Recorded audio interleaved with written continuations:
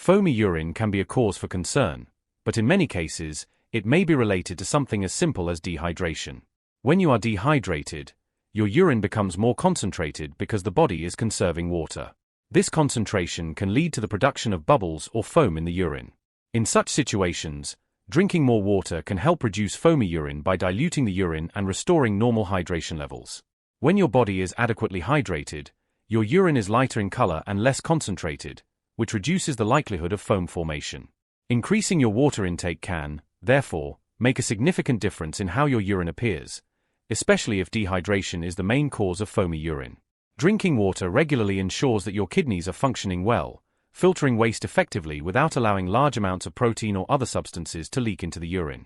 However, it's important to note that while drinking more water may help reduce foamy urine in cases of dehydration, it may not resolve the issue if the foamy urine is caused by an underlying health condition. Persistent or severe foamy urine can be a sign of more serious conditions such as proteinuria, where excess protein leaks into the urine due to kidney problems. In these cases, simply drinking more water won't fix the underlying issue, and medical attention is needed.